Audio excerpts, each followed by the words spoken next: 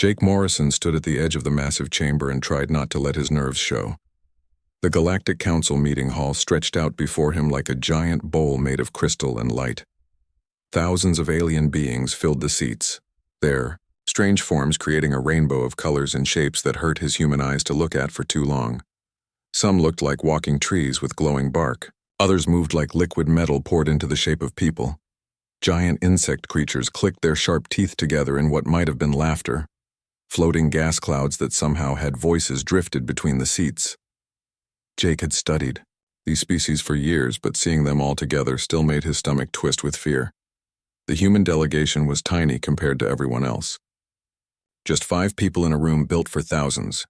Jake led the group as Earth's main ambassador. Behind him stood Colonel Lisa Hayes, a tough military woman who never smiled. Dr. Ryan Clark, their alien expert, kept taking notes on everything he saw. The other 2 humans looked as nervous as Jake felt. A voice boomed through the chamber, speaking in a language that sounded like music mixed with grinding metal. Jake's translator device worked hard to turn the alien words into English he could understand. "The humans wish to speak," the voice said. "They want to join our defense alliance." The noise in the chamber grew louder. Jake could hear what sounded like laughter coming from dozens of different species. Some made high whistling sounds. Others created deep rumbling noises that shook the floor. Jake walked to the speaking platform in the center of the room. Each step felt like it took forever. When he finally reached the crystal podium, he looked up at the thousands of alien faces staring down at him. Most looked amused. Some looked bored. A few seemed angry that their time was being wasted. "Honored members of the Galactic Council," Jake began, his voice sounding small in the huge space. "I am Ambassador Jake Morrison, speaking for the planet Earth and all humanity. We formally request membership in the Galactic Defense Alliance." The laughter got louder. Jake waited for it to quiet down before continuing. "In return for membership, we offer our planet's complete military support. We will share our knowledge of warfare and survival. We believe humans can contribute something valuable to your alliance." A creature that looked like a walking mountain of purple crystal stood up. When it spoke, its voice made the whole chamber vibrate like a giant bell. "Young species," it said, each word slow and heavy. "What could you possibly offer us? Your people have barely learned to travel between stars. Our youngest member race has been exploring space since before your species learned to make fire." More laughter filled the chamber. Jake felt heat rise in his cheeks but kept his expression calm. A being that looked like a woman made of silver. Light floated up from her seat. 4 arms moved as she spoke, creating patterns in the air. "Humans have been in space for less than 200 years, she said, her voice musical but cold. "Some of our member species have been spacefaring for millions of years. What weapons do you have? What technology? What special abilities?" Jake took a deep breath. This was the moment he had prepared for. "We don't have psychic powers like some of your species," he said. "We can't live forever like others.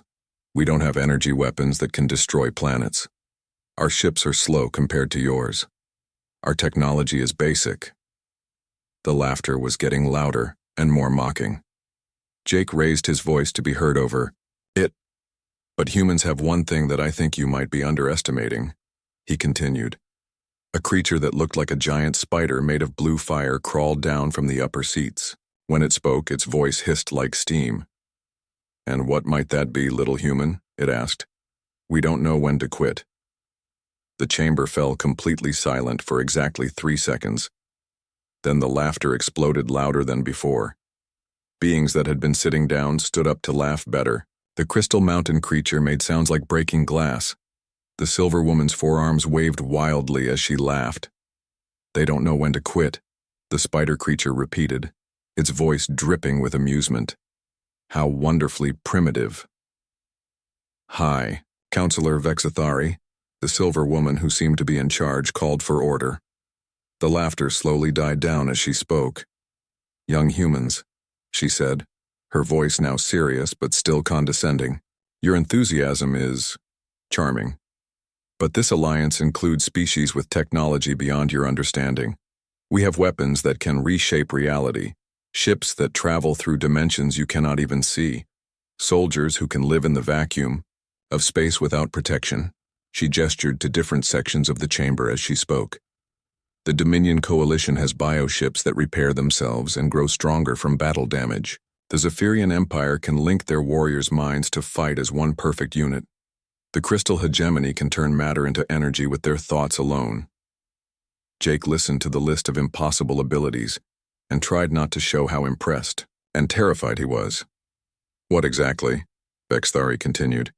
Do you think your species could contribute to such an alliance? Jake looked around the chamber at all the alien faces staring at him. Some looked curious now instead of just amused. Others seemed impatient for him to finish embarrassing himself so they could move on to more important business. We know how to survive when everyone says we can't, Jake said finally. We know how to win fights we're supposed to lose, and we know how to make friends out of enemies. The chamber erupted in fresh laughter. A being that looked like a walking tornado of green gas floated down near the podium. Perhaps, it said, in a voice like wind through leaves, these humans could serve as entertainment for our troops. Their primitive weapons might be amusing to watch. More species joined in with suggestions for how humans might serve as comic relief or curiosities. Jake stood at the podium and took it all without changing expression. Behind him, Colonel Hayes looked ready to start a fight with the entire galaxy. Dr. Clark kept writing notes as if documenting humanity's humiliation was somehow important.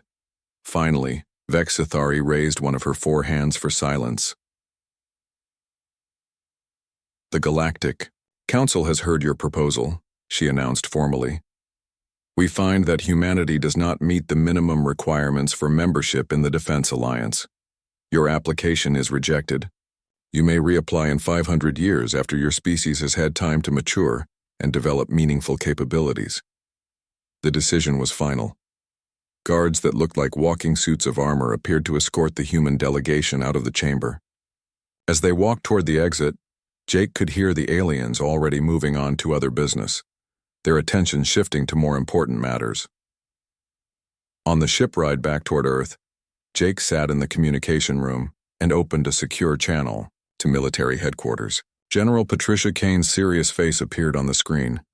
Mission status? She asked. Complete failure, Jake reported. They rejected us entirely. Recommendation: proceed to Phase 2 immediately. General Kane nodded grimly. Understood. Phase 2 is authorized. Time to show them what humans can really do when no one's watching. The connection ended, and Jake stared out at the stars streaming past the ship's windows. The galaxy was about to learn something important about humans. When people laughed at them and said they couldn't do something, humans had a habit of proving them very, very wrong. 6 months passed after the Council rejected humanity's request to join their alliance. During those months, strange things started happening throughout the galaxy, but most alien species were too busy with their own problems to notice. Dr. Emma Torres worked on a research station that orbited around Jupiter, the giant planet in Earth's solar system. She spent her days watching computer screens filled with data about alien ships that traveled through human space. What she saw worried her. Nathan, come look at this, she called to her partner, Dr. Nathan Wells, who was working at another computer across the room. Nathan walked over and looked at Emma's screen. Numbers and graphs showed the travel patterns of alien trade ships. What am I looking at? He asked. Every alien ship that passes through our solar system is losing time, Emma explained, pointing at the data. They enter our space at one time, but their internal clocks show they arrived later than they should have. How much time are we talking about? Usually just a few minutes. But it's happening to every single ship. It's like something is scanning them while they travel. Nathan frowned at the screen. Are you sure it's not just a problem with their navigation computers? Emma shook her head. I've checked the data from 17 different alien species. They all use different technology, but they're all experiencing the same thing. Something in our solar system is examining every ship that passes through. While Emma and Nathan studied their mysterious data, construction crews on Mars were working day and night on projects that seemed to have nothing to do with normal colony building. Carlos Martinez supervised teams of workers who were digging massive tunnels deep underground. The tunnels were so big that entire buildings could fit inside them. "How deep are we supposed to dig?" asked one of the workers, wiping sweat from his face. Carlos checked his orders on a tablet computer. "Another 50 meters down, then we start building the chambers." "What are these chambers for?" "Above my pay grade," Carlos replied. "Just follow the blueprints and don't ask questions." The workers didn't know they were building weapon storage facilities that could hold enough firepower to fight an entire alien fleet. They didn't know that similar construction projects were happening on dozens of other human colonies throughout their corner of the galaxy. To them, it just looked like humanity was building a lot of underground storage space. Captain Ben Rodriguez commanded a human exploration ship called the New Horizons. His official job was to patrol human territory and make sure their colonies were safe and growing properly. Every month he filed reports that made human expansion look boring and normal. "Colony on Kepler 442b is developing well," he dictated to his ship's computer. "Population now at 50,000. Primary industries are farming and mining. No security concerns." What his reports didn't mention was that the farming equipment included machines that could be quickly converted into mobile weapons platforms. The mining operations were actually excavating materials needed to build advanced defensive systems. Every seemingly peaceful human colony was being quietly transformed into a fortress. On Earth's moon, Dr. Kelly Thompson led a team of scientists who were studying biological samples in ways that would have horrified the Galactic Council if they had known about it. The samples came from alien garbage dumps and waste disposal systems throughout the galaxy. "Pass me that Zephyrian tissue sample," Kelly said to her assistant. "I want to test how it reacts to different toxins." Her team had spent months analyzing biological materials from every major alien species. They now knew exactly what diseases could affect each race, what chemicals would poison them, and how their immune systems worked. It was information that could be used to create weapons specifically designed to target individual alien species. "Dr. Thompson," her assistant said nervously, "isn't this kind of research against the Galactic Biological Weapons Treaty?" Kelly looked up from her microscope.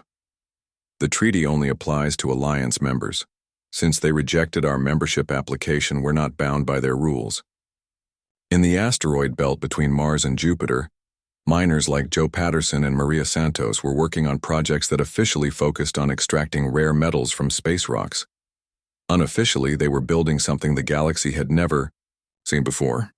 "Hand me that fusion cutter," Joe called to Maria as they worked inside a hollowed-out asteroid. "This is the 15th weapons platform we've installed this month," Maria said, passing him the tool. "How many are we supposed to build?"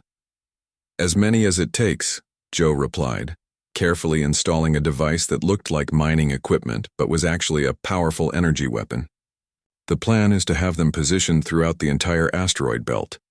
Each weapons platform was designed to look like normal mining equipment from the outside, but hidden inside were weapon systems that combined technology stolen or reverse-engineered from multiple alien species. A single platform could destroy ships much larger than itself, and there were hundreds of them being built. The most ambitious construction project was happening at the very edge of the solar system, where the sun's light was so weak that most sensors couldn't see clearly. Captain Alex Turner commanded a fleet of construction ships that were building something massive in the darkness. "Status report," Alex called to his chief engineer, Commander Laura Kim. "The main structure is 60% complete," Laura replied, checking her instruments. "Power systems are online and testing at full capacity. Weapons arrays will be ready for installation next month." What they were building was so large that it could be seen from Earth if anyone had pointed a telescope in the right direction. But the construction site was hidden behind a field of space debris that made it look like just another asteroid cluster. "Sir," one of the junior officers asked, "what exactly are we building out here?" Alex smiled grimly. "The biggest surprise the galaxy has ever seen." Back on Earth, military leaders were receiving reports from all these various projects. General Patricia Kane sat in a secure briefing room deep underground, reading updates on her computer screen. "Construction progress is ahead of schedule on all fronts," she said to the other officers in the room. "The asteroid belt weapon network will be complete in 3 months.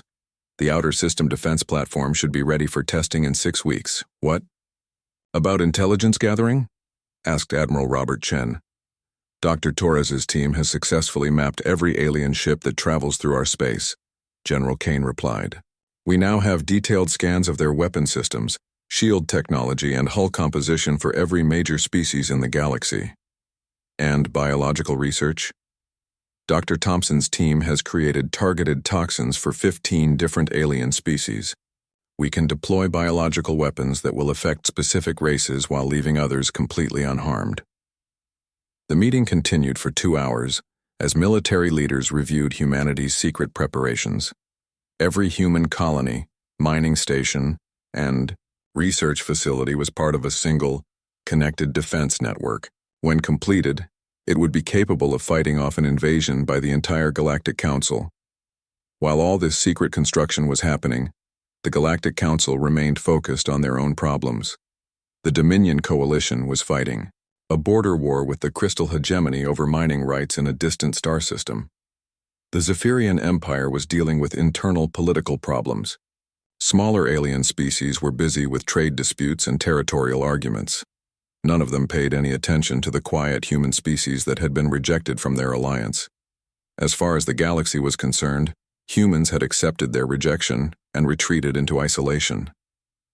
The idea that humanity might be preparing for something never occurred to anyone. Ambassador Jake Morrison spent those 6 months on Earth, officially reassigned to domestic diplomatic duties. In reality, he was coordinating with military leaders and preparing for the moment when humanity would reveal what they had been building in secret. How much longer until we're ready? Jake asked General Kane during one of their regular meetings. 2 more months, she replied. Then we'll be ready to show the galaxy what humans can accomplish when no one's watching us. Jake nodded and looked out the window at the stars. Soon, the species that had laughed at humanity's proposal would learn that underestimating humans was a very dangerous mistake. The galaxy was about to discover that when humans said they didn't know when to quit, they meant it literally. The war started over crystals that could power spaceships faster than anything else in the galaxy. The Dominion Coalition found huge deposits of these quantum crystals in a star system that the Zephyrian Empire claimed belonged to them. What began as angry words between diplomats quickly turned into the biggest space battle the galaxy had seen in centuries. High Counselor Vexithari commanded the Coalition's main battle fleet from her flagship, a massive living ship called the Eternal Dominion. The bioship was 30 kilometers long and had grown rather than been built like a normal spacecraft. Its living hull could heal itself when damaged, and its weapons fired concentrated beams of starfire that could melt through solid metal in seconds. The ship housed 10,000 crew members from 6 different species. Walking through its corridors was like moving through the intestines of a giant space creature, with walls that pulsed gently and floors that felt warm underfoot. Command centers grew out of the ship's brain-like central core, and weapon ports opened like mouths when it was time to fight. On the other side of the battle, Admiral Krixtal led the Zephyrian Empire's crystal ships in perfect geometric formations that had dominated space warfare for thousands of years. His vessels were made entirely of living crystal that could reshape itself during battle. The ships could link together to create energy fields powerful enough to slice through planets. Krixtal's flagship was a beautiful diamond-shaped crystal that reflected starlight in rainbow patterns. Inside, his crew members were connected by psychic links that let them think and act as one perfect unit. When the Admiral decided to turn left, every crew member knew instantly and moved to make it happen without needing to be told.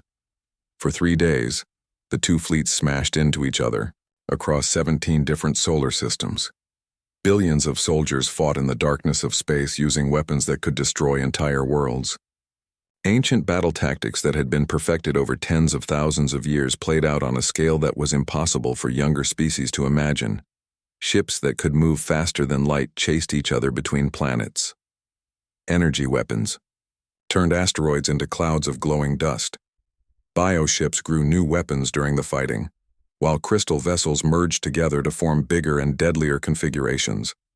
The battle was so intense that both sides had forgotten what they were originally fighting about. This was no longer about mining rights or crystal deposits. This had become a test of which empire was truly superior. On the fourth day of fighting, something happened that no one expected. A single ship appeared at the edge of the battle zone. Wasn't particularly large compared to the massive warships that were already fighting. It looked like a standard human cruiser, similar to the exploration vessels that sometimes passed through alien space on peaceful missions. But there was something different about this ship that made experienced space captains take notice. It didn't ask permission to enter the combat area. It didn't hail either fleet to announce its intentions. It simply appeared and began broadcasting on all communication frequencies at once. "This is Captain Danny Mitchell of the Earth vessel Independence," a calm human voice said across every radio channel. "We're here to mediate this conflict." The announcement was so unexpected that both fleets actually stopped shooting for a moment. In the sudden silence, Captain Mitchell's voice continued. "We've been watching your little war for the past few days, and it's starting to interfere with our shipping routes. We'd appreciate it if you could wrap things up." High Counselor Vexithari was the first to respond, her voice filled with the kind of anger that comes from being interrupted during a crucial battle by what she considered to be an insect. "Human vessel, you will withdraw immediately or be destroyed," she broadcast on all frequencies. "This conflict does not concern your primitive species." "Actually," Captain Mitchell replied, and there was something in his voice that sounded almost amused. "We think it does concern us. See, all this shooting and exploding is making it dangerous for our cargo ships to travel through this area. We need these space lanes to stay open." Admiral Krikstal's response was more direct. His crystal flagship began charging its main weapons, a ray gathering enough energy to vaporize a small moon. The rainbow lights inside his ship grew brighter as power flowed to the weapons systems. "Human ship," the Admiral's voice came across the communication channels, cold and deadly. "Consider this your final warning. Leave immediately or face the consequences." "That's some pretty impressive firepower you've got there," Captain Mitchell said conversationally. "Mind if we take a look?" The energy beam that erupted from the Zephyrian flagship was beautiful, in the way that natural disasters are beautiful. It was a concentrated stream of pure destruction that had ended thousands of conflicts over the centuries. The beam was bright, enough to temporarily blind anyone looking directly at it, and hot enough to turn solid rock into plasma. The attack struck the Independence directly in the center of its hull, and accomplished absolutely nothing. The human ship didn't slow down, didn't change course, didn't even seem to notice that it had been hit by a weapon capable of destroying a battlecruiser. Captain Mitchell's voice came across the channels again, now with a note of professional interest. "That was a good shot. Our defensive screens barely registered it. Let us show you what we've been working on while you weren't paying attention to us. What happened next would be studied by military academies throughout the galaxy for generations to come, though most of the students would refuse to believe it was actually possible. The Independence didn't fire energy weapons. It didn't launch missiles or deploy fighters. Instead, it did something that violated everything the galaxy thought it knew about the laws of physics. Space began to fold around Admiral Krikstal's flagship. Reality twisted in ways that ship sensors couldn't properly measure or understand. The massive crystal warship, which had been 30 kilometers long just moments before, suddenly found itself compressed into a space roughly the size of a shuttle bay. The ship was still intact, and its crew was completely unharmed. But they were now contained within a tiny bubble of folded space-time that made it impossible for them to maneuver, fight back, or even communicate with the outside universe. "Now then," Captain Mitchell announced to both fleets, his voice carrying easily across the communication channels, "I believe we need to have a conversation." The silence that followed was complete. Thousands of warships from two of the galaxy's most powerful empires floated motionless in space, their crews staring. In shock at what had just happened, High Counselor Vexithari was the first to find her voice. "What did you do to his ship?" "We compressed it into a stable space-time bubble," Captain Mitchell explained as if he were discussing the weather. "The Admiral and his crew are perfectly safe. They just can't participate in your war anymore." "That's impossible," Vexithari said. The energy requirements alone would be impossible with your technology, Mitchell interrupted. But then again, you folks have been so busy fighting each other that you never bothered to figure out how to make your different technologies work together. We had 18 months to study all your various scientific approaches and combine them in ways none of you ever considered. More human ships began appearing throughout the battle zone. They materialized from empty space as if they had been invisible, which, as it turned out, they had been. Soon there were dozens of human vessels scattered among the alien fleets, all of them broadcasting the same calm, professional demeanor. "Here's what's going to happen," Captain Mitchell announced. "Both fleets are going to withdraw to neutral positions. You're going to stop shooting at each other in our space lanes, and you're going to sit down like civilized beings and work out your differences through negotiation instead of trying to blow each other up." "And if we refuse?" one of the coalition commanders demanded. "Then you'll end up like Admiral Crickstall," Mitchell replied, "compressed into a very small space and unable to cause any more problems." To prove his point, another Zephyrian crystal ship suddenly folded in on itself until it was the size of a basketball. Then a coalition bioship experienced the same fate. Both vessels remained perfectly intact within their compressed space bubbles, but they were now completely helpless. "We don't want to fight you," Captain Mitchell continued. "Fighting is wasteful and inefficient. But we will not allow your wars to disrupt galactic commerce or threaten civilian populations. The choice is yours." For the first time in galactic history, two massive battle fleets withdrew from combat, not because they were defeated, but because a single species had demonstrated technology so advanced that continued fighting would be pointless. As the alien ships began moving to safe distances, Captain Mitchell opened a communication channel to Earth. "Mission accomplished," he reported to General Kane. "The galaxy is ready for Phase 3. "Understood, Captain," came the reply. "Proceed to the Council Station. It's time for our second diplomatic presentation." The Independents turned toward the Galactic Council's headquarters, followed by a small fleet of human vessels.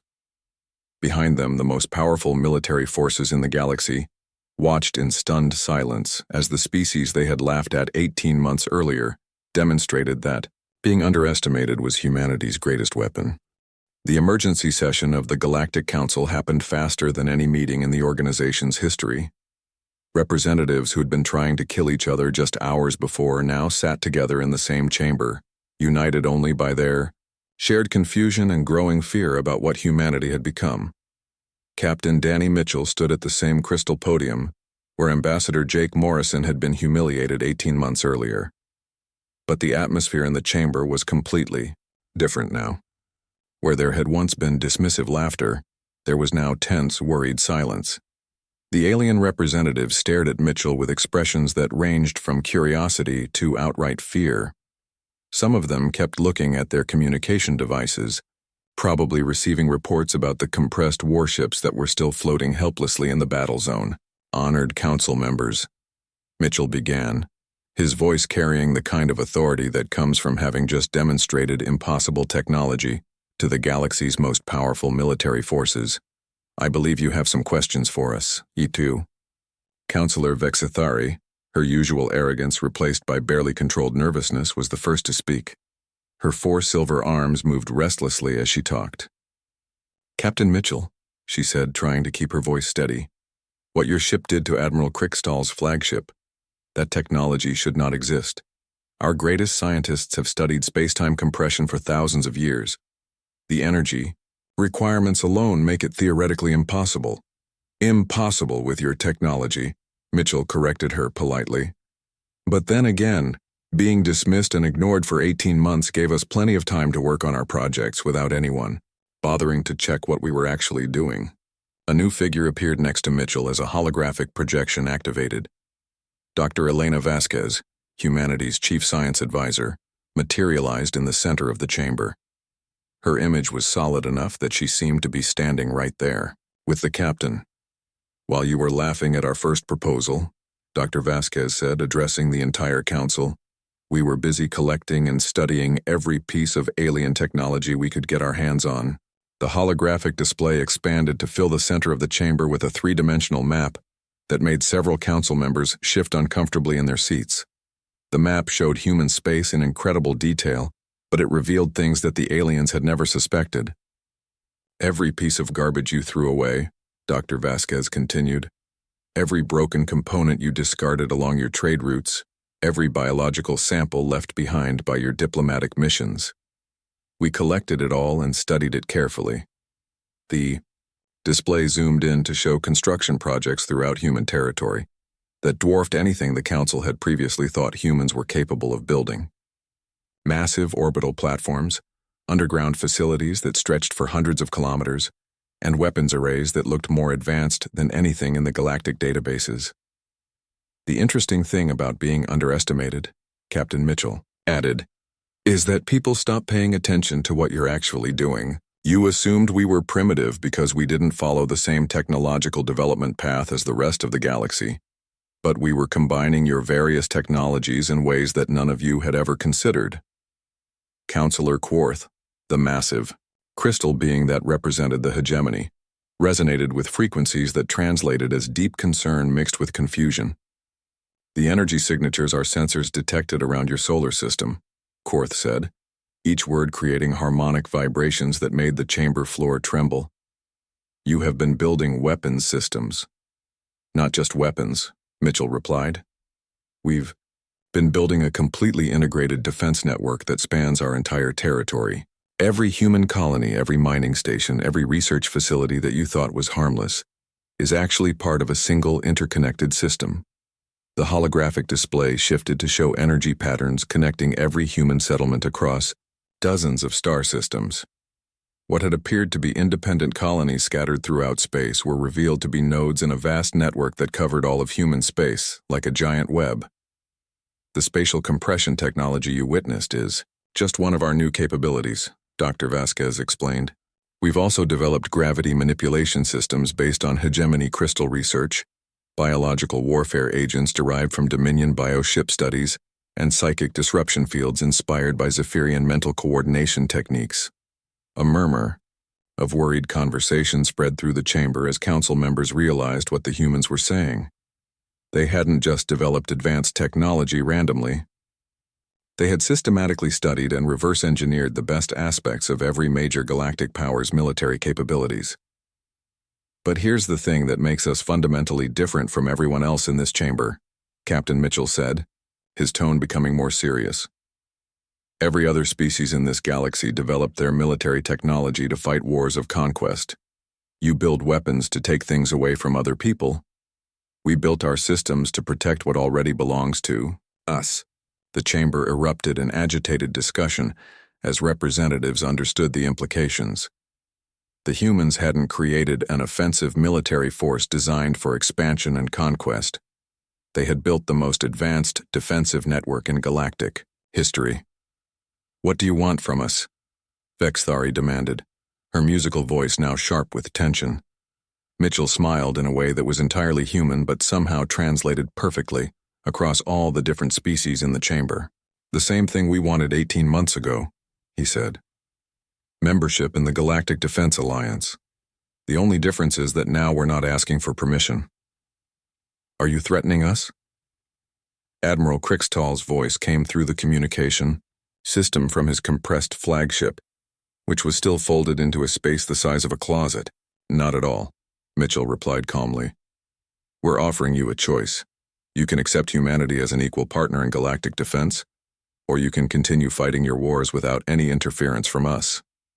He paused, letting his next words carry the weight they deserved. But if any of your conflicts threaten human space, human colonies, or human shipping lanes, we will respond. And as you've seen today, our response capabilities have improved considerably since our last visit. The silence that followed was broken only by the subtle humming of alien technology throughout the chamber, and the quiet conversations as representatives tried to figure out what to do with this unexpected situation. Finally, Counselor Yith of the Ethereal Collective spoke. Her gaseous form shifted through colors that indicated deep thought and careful consideration. What assurance do we have, she asked, that humanity won't use these new capabilities for conquest and expansion like every other powerful species in galactic history? Mitchell's answer was simple and direct. The same assurance we had that you wouldn't attack us when we were defenseless, he said. None whatsoever. The difference is that we don't need to conquer anyone to get what we want. Dr. Vasquez stepped forward in her holographic form. Our analysis of galactic conflicts over the past 1,000 years shows that most wars start because one species wants something that belongs to another species. Territory, resources, trade routes, strategic positions. Humans are different, she continued. We already have everything we need within our own space. We have planets to live on, asteroids to mine, and trade routes that connect our colonies. We don't need to take anything from you to be successful. What we do need, Captain Mitchell added, is for the galaxy to be stable enough for peaceful commerce to continue. When your wars disrupt trade routes or threaten civilian populations, that becomes our problem, and we solve our problems efficiently. Another long silence filled the chamber as the council members processed what they were hearing. This wasn't a typical conquest scenario where a powerful species demanded tribute or territory. This was something entirely new in galactic politics. If we accept your membership, Vexithari asked carefully, what would you contribute to the Alliance's military capabilities? Everything, Mitchell replied. Complete access to our defensive technologies for any Alliance member that requests it. Full protection of our network for any world or colony that comes under attack. And our commitment to preventing conflicts before they require military solutions. And if someone misuses your technology? Mitchell's smile was still friendly, but there was something in his eyes that made experienced military commanders throughout the chamber suddenly very glad they weren't planning to fight humans. Then they would discover very quickly why we developed these systems in the first place, he said. The vote that followed was unanimous. For the first time in Galactic Council history, a species was admitted to the Defense Alliance, not because they had proved their worthiness through centuries of military success, but because rejecting them had become too dangerous to consider. As the session ended, Captain Mitchell opened a communication channel to the human fleet waiting outside the station. Phase 4 is approved, he announced. Time to show the galaxy what peace through superior firepower actually looks like. 6 months after the Crystal Nebula incident, the Galactic Council held a ceremony to officially welcome humanity into the Defense Alliance. The celebration was much quieter than previous induction ceremonies, partly because everyone was still trying to understand what had changed in the galaxy. Ambassador Jake Morrison stood before the council once more, but this time he wasn't making requests or asking for permission. He was announcing humanity's first major contribution to galactic security, and his voice carried the confidence of someone representing a species that had proven itself in the most dramatic way possible. The Terran defense grid is now fully operational, Morrison announced as holographic displays filled the chamber with images of the massive network that now protected not just human space, but critical shipping routes throughout the galaxy. This system is available to defend any Alliance member that comes under attack. The demonstrations that followed left no doubt about what humanity had accomplished during their months of secret preparation. When the simulation showed a typical invasion fleet attacking a council world, the human response was swift and overwhelming. Space folded around enemy vessels, trapping them in compressed bubbles where they could do no harm. Gravity fields appeared from nowhere to drag attacking ships out of formation. Weapons that had never existed before in any galactic database unleashed destruction that made the galaxy's previous military technology look primitive by comparison. But what impressed the council members even more than the raw power was how perfectly coordinated everything was.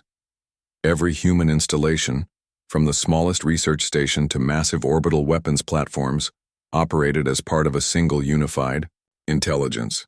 When one sensor detected a threat anywhere in the network, every defensive position instantly knew about it and adapted accordingly. How did you achieve this level of integration so quickly? Counselor Korth asked during a private briefing session after the main ceremony. The crystal being's harmonic resonance indicated genuine curiosity rather than suspicion.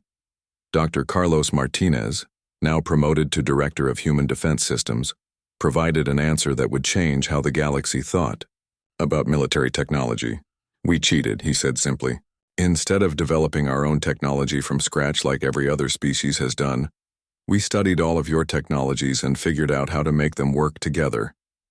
But the energy requirements for such a network are completely manageable. When you don't waste power on inefficient systems, Martinez interrupted. All of your species have been fighting each other for so long that you've developed military technology designed to overcome each other's specific defenses. We built our systems to work together from the very beginning. The strategic implications were staggering.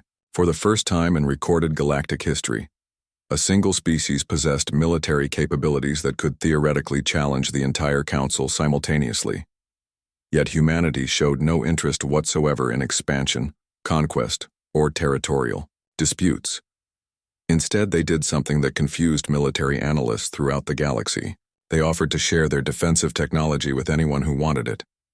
What's the catch? High Counselor Vexthari asked during one of many private meetings with human representatives. Her 4 silver arms moved nervously as she spoke. No catch, Captain Mitchell replied from his position as humanity's new military liaison to the Council. We'll provide defensive systems to any Alliance member that requests them. The only requirement is that they be used for protection, not aggression. And if someone violates that agreement? Mitchell's smile was entirely human, but it somehow conveyed a message that translated perfectly across all species boundaries. Then, they'll discover very quickly why we built these systems in the first place, he said. The new galactic order that emerged over the following year was unlike anything in recorded history. Wars didn't completely disappear because the various species still had their ancient territorial disputes and cultural conflicts. But the nature of warfare changed dramatically. Conflicts became smaller and more limited. No one wanted to risk escalating a minor border dispute into something that might draw humanity's attention and intervention. The mere possibility of having their entire fleet compressed into basketball-sized space bubbles was enough to make even the most aggressive military commanders think twice about starting major wars. Trade routes that had been disrupted by piracy and warfare for centuries became secure almost overnight. Pirates discovered that attacking cargo ships protected by human defensive systems was a very bad career choice.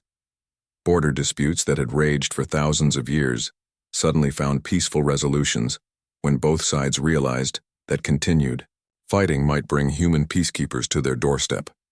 Even ancient enemies who had been trying to destroy each other for millennia began discovering the benefits of negotiation. The Zephyrian Empire and the Dominion Coalition, who had been locked in their crystal war when humanity first demonstrated their capabilities, signed the first peace treaty in their species' history, rather than risk another confrontation that might attract human attention.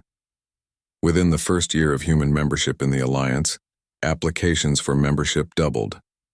Species throughout the galaxy suddenly wanted the protection that humanity's defense grid could offer, but each new member was required to undergo the same process that had originally terrified the Council. Their military technology would be analyzed, cataloged, and potentially integrated into the human defensive network by engineers who seemed to possess an almost supernatural ability to make incompatible systems work together in harmony. Dr. Emma Torres, promoted to head of alien technology, integration, found herself busier than she had ever been in her life. Her teams on Jupiter Station now processed requests from dozens of species who wanted human protection, but were nervous about sharing their military secrets. The hegemony wants us to protect their crystal manufacturing worlds, she reported during a weekly briefing with Earth Command, but they're worried about giving us access to their energy manipulation technology. What did you tell them? General Kane asked. The same thing we tell everyone, Emma replied. We already have samples of their technology from 18 months of garbage collection. We're offering to improve it and give it back to them in a better form. They can take the deal or protect themselves with their existing systems. Most species took the deal. The integration process typically resulted in defensive capabilities that were 2 or 3 times more effective than what the species had possessed originally. Human engineers had a talent for finding ways to combine different technological approaches that amplified each system's strengths while eliminating weaknesses. Ambassador Morrison found himself busier than any diplomat in galactic history as he coordinated humanity's new role as the galaxy's unofficial Peacekeepers. His final report to the Council, delivered exactly 1 year after humanity's admission to the Alliance, summarized the changes that had swept across their corner of the universe.